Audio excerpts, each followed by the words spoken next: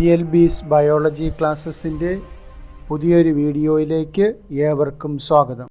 എല്ലാവരും ഒന്ന് ചിന്തിച്ചു നോക്കൂ, നമ്മുടെ ഈ ഭൂമി എത്ര മനോഹരിയാണെന്ന്. വൈവിധ്യമാർന്ന സസ്യങ്ങൾ കൊണ്ടും ജന്തുക്കൾ കൊണ്ടും സമ്പുഷ്ടമാണ് നമ്മുടെ ഭൂമി. പൂക്കളിൽ നിന്നും തേന്നുകരുന്ന ആയിരക്കണക്കിന് വിവിധ വർണ്ണങ്ങളിലുള്ള ചിത്രശലഭങ്ങൾ നമുക്ക് ചുറ്റിലുമില്ലേ? കടലിനടിയിലും മലമുകളിലും തുടങ്ങി ഇവിടെയെല്ലാം ജീവികൾ വസിക്കുന്നു. എത്രയോ വൈവിധ്യമാർന്ന പക്ഷികൾ നമുക്ക് ചുറ്റിലുമുണ്ട്. മണ്ണിനടിയിൽ വസിക്കുന്ന എത്രയോ തരം ജീവികളുണ്ട്. മരുഭൂമിയിലും മലമുകളിലും ജീവികൾ വസിക്കുന്നില്ലേ? ജൈവ വൈവിധ്യം കൊണ്ട് സമ്പുഷ്ടമല്ലേ നമ്മുടെ ഈ ഭൂമി? +1 സുവോളജിയുടെ ഒന്നാമത്തെ അധ്യായമായ ജീവനുള്ളവയുടെ ലോകത്തേക്ക്, ലിവിംഗ് വേൾഡിലേക്ക് ഏവർക്കും സ്വാഗതം. നമുക്ക് ആദ്യമായിട്ട് വളരെ എക്സ്ട്രീം കണ്ടീഷൻസിൽ, അതായത് സാധാരണ ഓർഗാനിസംസിന് ജീവിക്കാൻ ബുദ്ധിമുട്ടുള്ള ചില ഹാബിറ്റാറ്റുകൾ അഥവാ വാസസ്ഥലങ്ങൾ ഒന്ന് പരിചയപ്പെടാം. അതിലൊന്നാണ് ഈ പടത്തിൽ കാണുന്ന കോൾഡ് മൗണ്ടൻസ്. ഇവിടെ ധാരാളം ഓർഗാനിസംസ് ഇതുപോലെയുള്ള കാലാവസ്ഥയിൽ വരുന്ന എക്സ്ട്രീം കോൾഡ് ക്ലൈമറ്റിലുള്ള സ്ഥലങ്ങളിൽ ധാരാളം ഓർഗാനിസംസ് ജീവിക്കുന്നുണ്ട്. അതിനൊരു എക്സാമ്പിളാണ് ഈ പടത്തിൽ കാണുന്ന ഒന്ന് ബെലൂഗ വെയിൽ. ആർട്ടിക് റീജിയൻസിൽ കാണുന്ന ഒരു വെയിലാണിത്. അതുപോലെ ഈ പടത്തിൽ കാണുന്ന വാൽറസ് എന്ന് പറയുന്ന അനിമൽ, അപ്പോൾ ഇതും ആർട്ടിക് ക്ലൈമറ്റിൽ വളരുന്നതാണ്. അതുപോലെ ഈ കാണുന്ന ആർട്ടിക് ഹെയർ,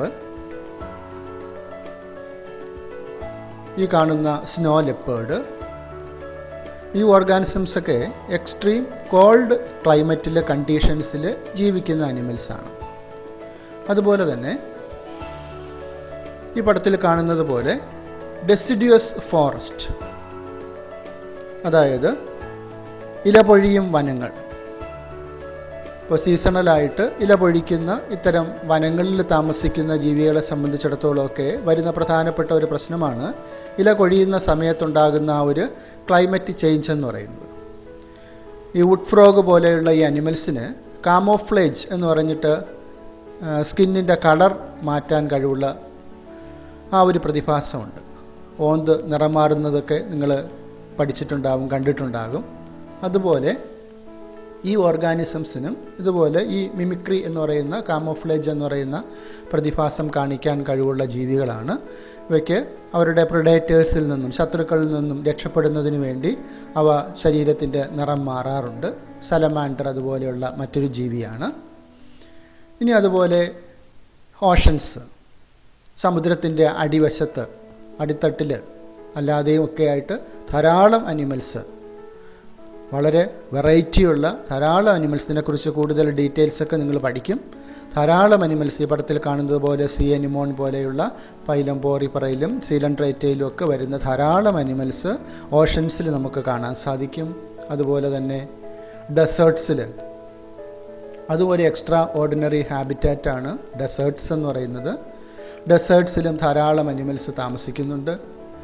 ഈ കങ്കാരു റാറ്റ് ഡെസേർട്ട് അനിമലാണ്. അതുപോലെ തന്നെ ക്യാമൽ ഒരു ഡെസേർട്ട് അനിമലാണ്. ഇനി അതുപോലെ ഈ കാണുന്ന പടത്തിൽ കാണുന്നത് പോലെയുള്ള ഹോട്ട് സ്പ്രിങ്സ്. ഹോട്ട് സ്പ്രിങ്സ് എന്ന് പറയുന്നത് ഉഷ്ണജല പ്രവാഹങ്ങളൊക്കെ വരുന്ന സ്ഥലങ്ങൾ. അപ്പോൾ അവിടെയും ധാരാളം അനിമൽസിന് ജീവിക്കാൻ സാധിക്കും. അത്രയും എക്സ്ട്രീം ഹോട്ട് ടെമ്പറേച്ചർ ആയിരുന്നിട്ടും അവിടെ ആർക്കി ബാക്ടീരിയ, ഇതൊക്കെ നിങ്ങൾ പഠിക്കാൻ പോകുന്നതാണ്. ആർക്കി ബാക്ടീരിയ, അസിഡോഫൈൽസ്, അതുപോലെയുള്ള ധാരാളം ബാക്ടീരിയാസിന് അവിടെ താമസിക്കാൻ സാധിക്കും. അതുപോലെ നമ്മുടെ ഭൂമിയിലുള്ള വൈഡ് വെറൈറ്റീസ് ഓഫ് ഹാബിറ്റാറ്റ്സ് ഉണ്ട്, എക്സ്ട്രാ ഓർഡിനറി ഹാബിറ്റാറ്റ്സ് ഉണ്ട്. അപ്പോൾ അവിടെയൊക്കെ ലിവിങ് ഓർഗാനിസംസ് കാണുന്നു എന്നുള്ളതാണ് നമ്മൾ മനസ്സിലാക്കേണ്ട വസ്തുത. ഇനി നമുക്ക് വളരെ പ്രധാനപ്പെട്ട ഒരു ചോദ്യം ചോദിക്കാം. What is living? എന്താണ് ജീവൻ എന്ന് പറഞ്ഞാൽ? എന്താണ് ജീവനുള്ളവയുടെ പ്രധാനപ്പെട്ട characters? What are the characters of living organisms? Growth, reproduction, ability to sense environment, metabolism, ability to self replicate, self organise, etcetera. ഇത് നമ്മൾ കുഞ്ഞു ക്ലാസ്സുകളിൽ കേൾക്കുന്ന കാര്യമാണ്. ജീവനുള്ളവ വളരുന്നുണ്ട്, പ്രത്യുൽപാദനം നടത്തുന്നുണ്ട്, റീപ്രൊഡ്യൂസ് ചെയ്യുന്നുണ്ട്. എബിലിറ്റി ടു സെൻസ് എൻവയോൺമെൻറ്റ്, അതിന് ചുറ്റുമുള്ള പരിസ്ഥിതിയെക്കുറിച്ച് മനസ്സിലാക്കാൻ കഴിയുന്നുണ്ട്. മെറ്റബോളിസം നടത്തുന്നുണ്ട്, അതിന് ഒരുപാട് ജീവൽ പ്രവർത്തനങ്ങൾ അത് നടത്തുന്നുണ്ട്. എബിലിറ്റി ടു സെൽഫ് റെപ്ലിക്കേറ്റ്, സ്വയം റെപ്ലിക്കേറ്റ് ചെയ്യാൻ ഉള്ള കപ്പാസിറ്റി ഉണ്ട്. സെൽഫ് ഓർഗനൈസ് ചെയ്യാനുള്ള കപ്പാസിറ്റി ഉണ്ട്. അപ്പോൾ ഈ ക്യാരക്ടേഴ്സ് എത്രത്തോളം ജീവനുള്ളവയുടെ ക്യാരക്ടേഴ്സ് ആണ് എന്ന് നമുക്കൊന്ന് പരിശോധിക്കാം. Let us try to understand each of these. ആദ്യം ഗ്രോത്തിനെ കുറിച്ചൊന്ന് മനസ്സിലാക്കാം. അപ്പോൾ നമ്മൾ പറയുന്നതാണ് ഓൾ ലിവിങ് ഓർഗാനിസംസ് ഗ്രോ. എല്ലാ ലിവിങ് ഓർഗാനിസംസും വളരുന്നുണ്ട്. അപ്പോൾ നമ്മുടെ ഗ്രോത്തിനെ കുറിച്ച് പറയുമ്പോൾ നമുക്കറിയാം, നമ്മളുടെ ലൈഫ് ആരംഭിക്കുന്നത് ഒരു സിംഗിൾ സെല്ലിൽ നിന്നാണ്. സൈഗോട്ട് എന്ന് പറയുന്ന ഒരു സിംഗിൾ സെല്ലിൽ നിന്നാണ് ലൈഫ് ആരംഭിക്കുന്നത്. ആ സെല്ല് ഡിവൈഡ് ചെയ്ത് ഒരു മൾട്ടി സെല്ലുലാർ കണ്ടീഷനിലേക്ക് പോകുന്നു. അങ്ങനെ ഒരു കൊച്ചുകുട്ടിയുടെ രൂപത്തിലേക്ക് എത്തുന്നു. എന്നിട്ട് അമ്മ നമ്മളെ പ്രസവിക്കുന്നു. ഡെലിവറി കഴിഞ്ഞിട്ട് നമ്മൾ വളരുന്നു. അപ്പോൾ ഈ ഒരു പ്രോസസ്സ് നടക്കുമ്പോൾ എന്തൊക്കെ കാര്യങ്ങൾ നടക്കുന്നുണ്ട്? സെല്ലുകളുടെ എണ്ണം കൂടുന്നുണ്ട്. ഒരു സിംഗിൾ സെൽ ഓർഗാനിസത്തിൽ നിന്നും തുടങ്ങിയ ലൈഫ് ഒരു മൾട്ടി സെല്ലുലാർ ഓർഗാനിസത്തിലേക്ക് പോകുമ്പോൾ സെല്ലുകളുടെ നമ്പേഴ്സ് കൂടുന്നുണ്ട്, അതുപോലെ തന്നെ മാസ് ഇൻക്രീസ് ചെയ്യുന്നുണ്ട്. ഇപ്പോൾ രണ്ട് കാര്യങ്ങൾ, increase in mass and increase in number of individuals are twin characteristics of growth.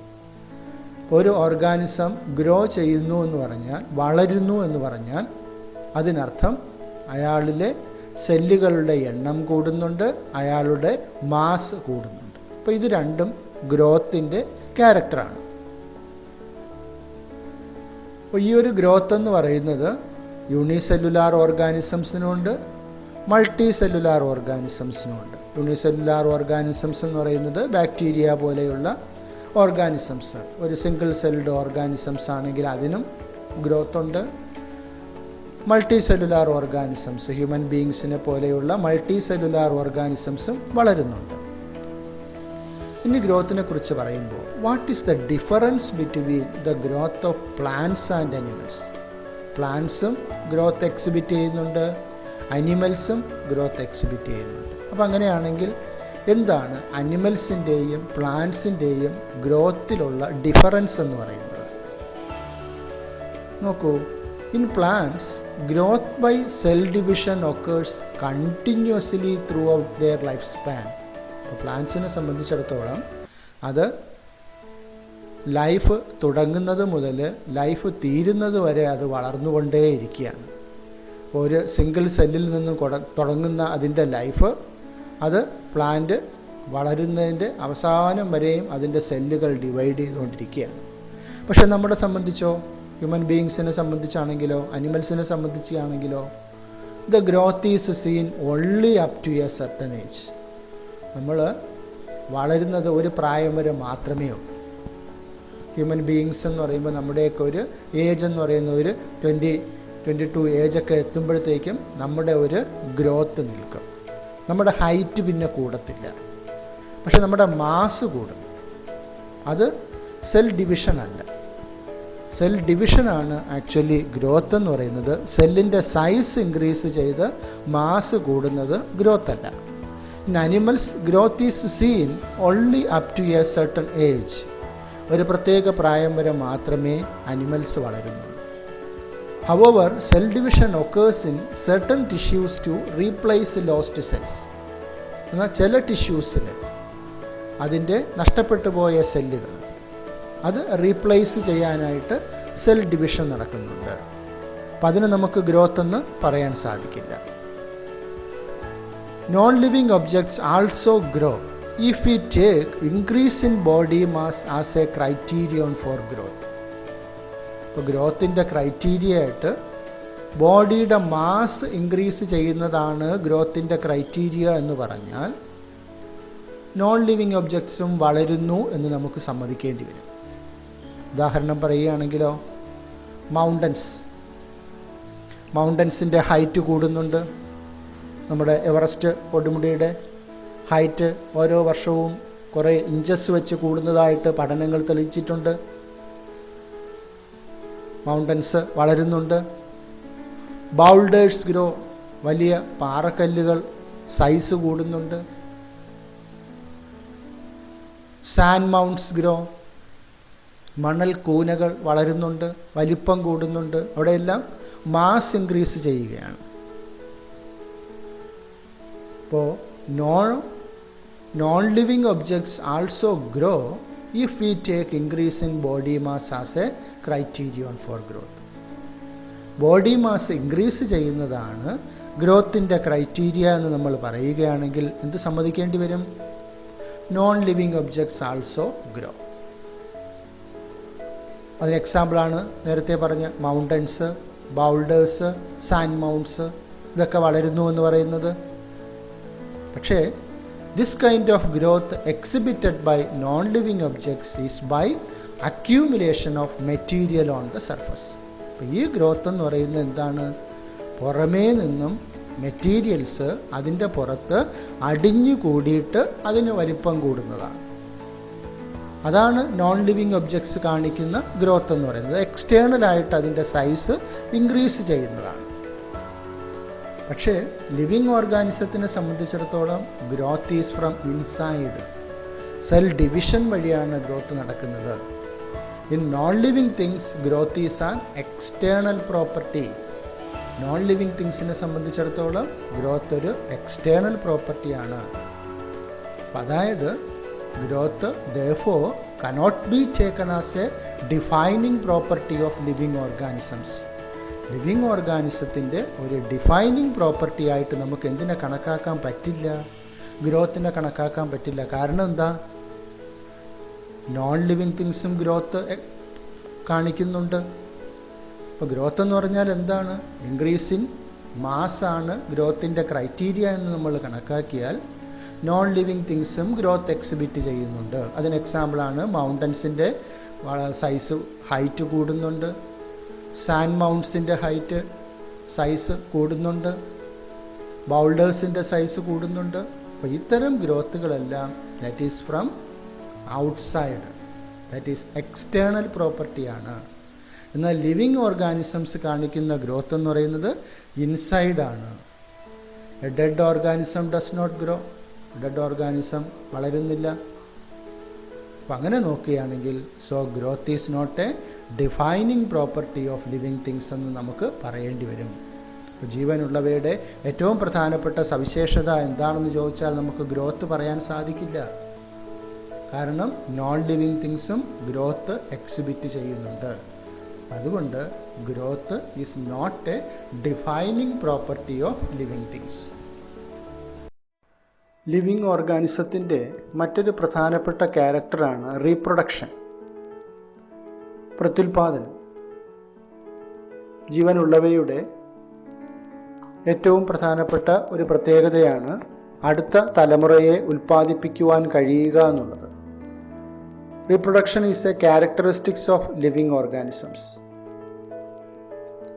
In multicellular organisms, reproduction refers to the production of progeny possessing features more or less similar to those of parents. അതായത് പാരൻസിൻ്റെ ഫീച്ചേഴ്സുമായിട്ട് similarity ഉള്ള progeny ഉൽപ്പാദിപ്പിക്കാനുള്ള കഴിവ്. അതിനെയാണ് multi cellular ഓർഗാനിസംസിൽ reproduction എന്ന വാക്കുകൊണ്ട് ഉദ്ദേശിക്കുന്നത്. Refers to the production of progeny possessing features more or less similar to those of parents. Two types of reproduction are there. Sexual reproduction involving the fusion of male and female gametes. Male female ഗമീറ്റിൻ്റെ fusion വഴി പുതിയ organism ഉണ്ടാകുന്നതാണ് sexual reproduction. അല്ലാത്ത രീതിയിൽ പുതിയ organisms ഉണ്ടാകുന്നതാണ് asexual reproduction. ഇനി കുറച്ച് നമുക്ക് അസെക്ഷൽ റീപ്രൊഡക്ഷൻ മെക്കാനിസംസ് പരിചയപ്പെടാം. ഒന്ന്, ഫംഗസിൻ്റെ നിന്നും പുതിയ ഓർഗാനിസംസ് ഉണ്ടാകുന്ന ഒരു മെത്തേഡാണ് സ്പോർസിൻ്റെ പ്രൊഡക്ഷൻ. ഫംഗസുകൾ സ്പോർ പ്രൊഡ്യൂസ് ചെയ്തുകൊണ്ട് ആ സ്പോറിൽ നിന്നും പുതിയ ഓർഗാനിസംസ് ഉണ്ടാകുന്നുണ്ട്. Fungi multiply and spread easily due to the millions of asexual spores they produce. പടത്തിൽ കാണുന്നത് ഈസ്റ്റ് ആണ്. ഈസ്റ്റ് ബഡ്ഡിംഗ് എന്നൊരു പ്രോസസ്സ് വഴിയാണ് പുതിയ ഓർഗാനിസത്തിനെ ഉണ്ടാക്കുന്നത്. പാരന്റ് ഓർഗാനിസത്തിൽ നിന്നും ഒരു ബഡ് ഡെവലപ്പ് ചെയ്യുകയും ആ ബഡ് വളർന്ന് പുതിയൊരു ഓർഗാനിസമായിട്ട് മാറുകയും ചെയ്യുന്ന പ്രോസസ്സാണ് ബഡ്ഡിംഗ് എന്ന് പറയുന്നത്.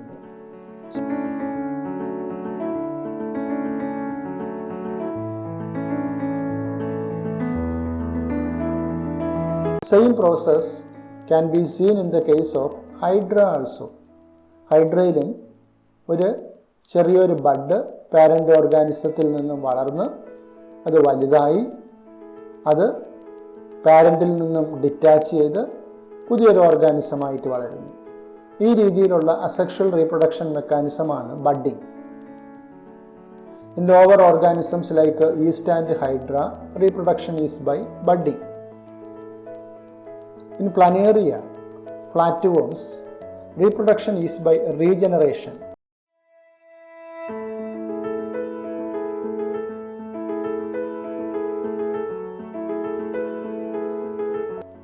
പ്ലാറ്റിഹെൽമിന്തസ് അല്ലെങ്കിൽ ഫ്ലാറ്റ് വേംസ് എന്ന് പറയുന്ന ഒരു ഫൈലത്തിൽ വരുന്ന ഒരു ഓർഗാനിസമാണ് പ്ലാനേറിയ. ഇതിൻ്റെ റീപ്രൊഡക്ഷൻ എന്ന് പറയുന്നത് റീജനറേഷൻ എന്ന മെക്കാനിസം വഴിയാണ്. അതായത് ഒരു വലിയ പ്ലാനേറിയയെ നമ്മൾ മൂന്നായിട്ട് കട്ട് ചെയ്യുന്നു എന്ന് വിചാരിക്കുക. അതിൻ്റെ മിഡിൽ പീസിൽ നിന്നും ഡെവലപ്പ് ചെയ്ത് ഹെഡും ടെയിലും ഡെവലപ്പ് ചെയ്ത് പുതിയ ഓർഗാനിസം ഉണ്ടാവും. അതിൻ്റെ ഹെഡിൻ്റെ പീസിൽ നിന്നും ബാക്കി പാർട്ട് ഡെവലപ്പ് ചെയ്ത് പുതിയ ഓർഗാനിസമായിട്ട് മാറും. ടെയിലിൻ്റെ പാർട്ടിൽ നിന്നും മറ്റു പാർട്ടുകൾ ഡെവലപ്പ് ചെയ്തിട്ട് പുതിയ ഓർഗാനിസമായിട്ട് മാറും. ഈ രീതിയിലാണ് പ്ലാനേറിയ റീപ്രൊഡ്യൂസ് ചെയ്യുന്നത്. ആ മെക്കാനിസത്തിനെ വിളിക്കുന്ന പേരാണ് റീജനറേഷൻ. എന്താണ് റീജനറേഷൻ എന്ന് പറഞ്ഞാൽ? A fragmented organism regenerates the lost part of its body and becomes A new organism. അപ്പോൾ ഒരു ഓർഗാനിസം ഫ്രാഗ്മെന്റ് ചെയ്തിട്ട് നഷ്ടപ്പെടുന്ന ഭാഗങ്ങൾ നഷ്ടപ്പെടുകയും ആ ഭാഗങ്ങൾ പുതിയ ഓർഗാനിസമായിട്ട് ഡെവലപ്പ് ചെയ്യുകയും ചെയ്യുന്ന പ്രോസസ്സാണ് റീജനറേഷൻ. പല്ലിയിലും മറ്റുമൊക്കെ നിങ്ങൾ കണ്ടിട്ടുണ്ടാവും പാർഷ്യൽ റീജനറേഷൻ ഉണ്ട്. അത് ശത്രുക്കൾ ആക്രമിക്കാൻ വരുന്നു എന്ന് സംശയം തോന്നിക്കഴിഞ്ഞാൽ അത് വാല് മുറിച്ചിടും, കണ്ടിട്ടുണ്ടാവും നിങ്ങൾ. അത് പിന്നെ അത് വളർന്നു വരികയാണ് ചെയ്യുക. അതും റീജനറേഷനാണ്. നമ്മളെ സംബന്ധിച്ചിടത്തോളം ആണെങ്കിൽ ലോസ്റ്റ് ആകുന്ന സെല്ലുകളൊക്കെ നമുക്ക് റീജനറേറ്റ് ചെയ്ത് വരുന്നുണ്ട്. Fungus, fungi, filamentous algae, protonema of mosses all easily multiply by fragmentation. Fragmentation എന്ന് പറയുന്നതും മറ്റൊരു റീപ്രൊഡക്ഷൻ മെക്കാനിസമാണ്. ഓരോന്നും എന്താണെന്ന് നോക്കാം. ഫംഗസുകളെ സംബന്ധിച്ച് ഫുഡിലും മറ്റുമൊക്കെ നിങ്ങൾ കണ്ടിട്ടുണ്ടാവും ഇതുപോലത്തെ പൂപ്പലുകൾ. ഇത് ഡെവലപ്പ് ചെയ്തിട്ട് അത് ഫംഗൽ ഹൈഫേ എന്ന് പറയുന്ന ഒരു സ്ട്രക്ചറാണ്. നമ്മുടെ മൈക്രോസ്കോപ്പിൽ നോക്കിയാൽ കാണാൻ സാധിക്കും. മൈന്യൂട്ടായിട്ടുള്ള സ്ട്രക്ചേഴ്സാണ്. അപ്പോൾ ഇത് ഫ്രാഗ്മെന്റ് ചെയ്തിട്ട് മുറിഞ്ഞിട്ട് പുതിയ ഫംഗൽ ഹൈഫേ ഉണ്ടാകുന്ന പ്രോസസ്സാണ് ഫംഗസിൻ്റെ മറ്റൊരു റീപ്രൊഡക്ഷൻ മെക്കാനിസം. ഇനി ഫിലമെന്റസ് ആൽഗെ, സ്പൈറോഗേറ പോലെയുള്ള ഈ പടത്തിൽ കാണുന്ന ഇതുപോലെയുള്ള ആൽഗകൾ ഫ്രാഗ്മെന്റേഷൻ മെക്കാനിസം വഴിയാണ് റീപ്രൊഡ്യൂസ് ചെയ്യുന്നത്. മോസസിൽ തന്നെ പ്രോട്ടോണിമ എന്ന് പറയുന്ന ബോഡി പാർട്ട് ഉണ്ട്. അത് മൾട്ടിപ്ലൈ ചെയ്തിട്ട് ഫ്രാഗ്മെന്റേഷൻ നടക്കുന്നുണ്ട് മോസസിൽ. Unicellular organisms like bacteria, unicellular algae എന്നറിയപ്പെടുന്ന അമീബ, ഈ ഓർഗാനിസത്തിൻ്റെ കാര്യത്തിൽ അതിൻ്റെ റീപ്രൊഡക്ഷനും ഗ്രോത്തും നമുക്ക് വേർതിരിച്ച് പറയുക ഇച്ചിരി ബുദ്ധിമുട്ടാണ്. കാരണം ഒരു ബാക്ടീരിയയ്ക്ക് ഒരു സിംഗിൾ സെല്ലേ ഉള്ളൂ. ആ സെല്ല് ഡിവൈഡ് ചെയ്തിട്ടാണ് രണ്ട് പുതിയ ബാക്ടീരിയാസ് ഉണ്ടാകുന്നത്. അതായത് സെല്ലിൻ്റെ എണ്ണം കൂടുന്നു. നേരത്തെ മനസ്സിലാക്കിയതാണ് സെല്ലിൻ്റെ നമ്പർ കൂടുന്നത് ഗ്രോത്താണ് എന്നുള്ളത്. എന്നാൽ ഇവിടെ സെല്ലിൻ്റെ നമ്പർ കൂടുന്നത് റീപ്രൊഡക്ഷനുമാണ്. അപ്പോൾ ഇവിടെ രണ്ടും നമുക്ക് വേർതിരിച്ച് പറയാൻ പറ്റുന്നില്ല. ഫംഗസിൻ്റെ കാര്യത്തിൽ ബാക്ടീരിയയുടെ കാര്യത്തിൽ ഇത് റീപ്രൊഡക്ഷൻ ആണോ ഗ്രോത്ത് ആണോ എന്ന് വേർതിരിച്ച് പറയാൻ പറ്റാത്തൊരു സാഹചര്യമുണ്ട്. സെയിം അമീബയുടെ കാര്യത്തിൽ, യൂണിസെല്ലുലാർ ആൽഗ എന്നറിയപ്പെടുന്ന അമീബയുടെ കാര്യത്തിലും ഒരു അമീബയിൽ നിന്നും 2 അമീബ ഉണ്ടാവുകയാണ് സെല്ല് ഡിവൈഡ് ചെയ്തിട്ട്. അപ്പം അവിടെയും സെല്ലിൻ്റെ നമ്പർ കൂടുകയാണ്, അത് ഗ്രോത്താണ്. എന്നാൽ ഇവിടെ പുതിയ ഓർഗാനിസം ഉണ്ടാവുകയാണ്, അതുകൊണ്ടിത് റീപ്രൊഡക്ഷനുമാണ്. അതാ പറയുന്നത് reproduction is synonymous with growth, that is increase in number of cells.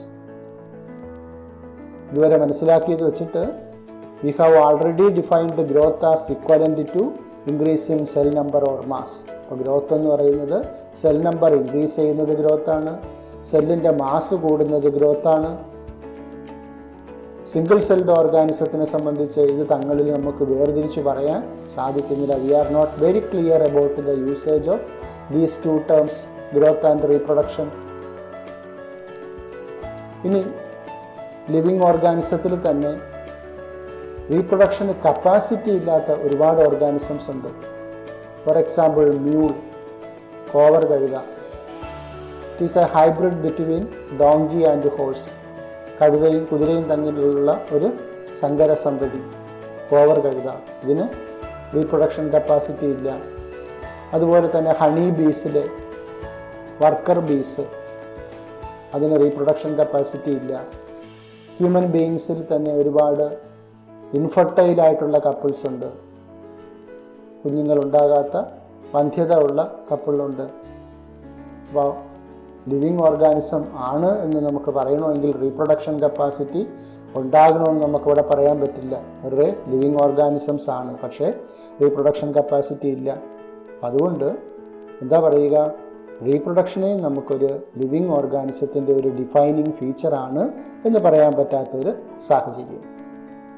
എന്നാൽ ഒരു നോൺ ലിവിങ് ഒബ്ജക്റ്റും റീപ്രൊഡ്യൂസ് ചെയ്യുന്നില്ല, റെപ്ലിക്കേറ്റ് ചെയ്യുന്നില്ല. നമ്മൾ മനസ്സിലാക്കിയ 2 ക്യാരക്ടേഴ്സ് ഉണ്ട് ഗ്രോത്ത്. അപ്പോൾ ഗ്രോത്തിനെ ഒരു ഡിഫൈനിങ് ഫീച്ചറായിട്ട് പറയാൻ പറ്റില്ല. കാരണം എന്താ, നോൺ ലിവിങ് തിങ്സും ഗ്രോ ചെയ്യുന്നുണ്ട്. പാറക്കല്ലുകളുടെ വലിപ്പം കൂടുന്നു, മൗണ്ടൻസിൻ്റെ ഹൈറ്റ് കൂടുന്നുണ്ട്. അപ്പോൾ അതൊക്കെ ഗ്രോത്താണ്. അപ്പോൾ അതുകൊണ്ട് നോൺ ലിവിങ് തിങ്സും ഗ്രോ ചെയ്യുന്നുണ്ട്. അതുകൊണ്ട് ഗ്രോത്തിനെ നമുക്ക് ഡിഫൈനിങ് ഫീച്ചറായിട്ട് പറയാൻ പറ്റില്ല. റീപ്രൊഡക്ഷൻ ഡിഫൈനിങ് ഫീച്ചറായിട്ട് പറയാൻ പറ്റില്ല. കാരണം എല്ലാ ലിവിങ് തിങ്സും റീപ്രൊഡ്യൂസ് ചെയ്യുന്നില്ല. റീപ്രൊഡ്യൂസ് ചെയ്യാത്ത ധാരാളം ലിവിങ് തിങ്സ് ഉണ്ട്. അതുകൊണ്ട് റീപ്രൊഡക്ഷനെയും നമുക്ക് ലിവിങ് ഓർഗാനിസത്തിൻ്റെ അല്ലെങ്കിൽ ലിവിങ് തിങ്സിൻ്റെ ഡിഫൈനിങ് ഫീച്ചറായിട്ട് പറയാൻ സാധിക്കില്ല. നമുക്ക് ഇതുവരെ ഡിസ്കസ് ചെയ്ത കാര്യങ്ങൾ ഒന്ന് സമ്മറൈസ് ചെയ്യാം. ഫീച്ചേഴ്സ് ഓഫ് ലിവിങ് ഓർഗാനിസംസ് ആണ് ഡിസ്കസ് ചെയ്തുകൊണ്ടിരുന്നത്. അതിൽ ആദ്യത്തെ ക്യാരക്ടറായിരുന്നു ഗ്രോത്ത്. ഗ്രോത്തിൻ്റെ പ്രോപ്പർട്ടി ആയിട്ട് മനസ്സിലാക്കി all living organisms grow. Increase in mass and increase in number of individuals are twin characteristics of growth. ഗ്രോത്തിൻ്റെ 2 ക്യാരക്ടറിസ്റ്റിക്സ് ആണ് മാസ് ഇൻക്രീസ് ചെയ്യുക, നമ്പർ ഇൻക്രീസ് ചെയ്യുക എന്നുള്ളത്. ഇനി പ്ലാന്റ്സിൻ്റെയും അനിമൽസിൻ്റെയും ഗ്രോത്ത് തങ്ങളിലുള്ള ഡിഫറൻസ് ഡിസ്കസ് ചെയ്തു. പ്ലാന്റ്സിൽ growth by cell division occurs continuously throughout their lifespan. In animals, the growth is seen only up to a certain age. Plants throughout grow ചെയ്യുന്നുണ്ട്. എന്നാൽ അനിമൽസ് ആണെങ്കിൽ ഒരു ഏജ് വരെ മാത്രമേ ഗ്രോത്ത് എക്സിബിറ്റ് ചെയ്യുന്നുള്ളൂ. ഇനി അടുത്ത് ഡിസ്കസ് ചെയ്തതാണ് why growth cannot be taken as a defining property of living organisms.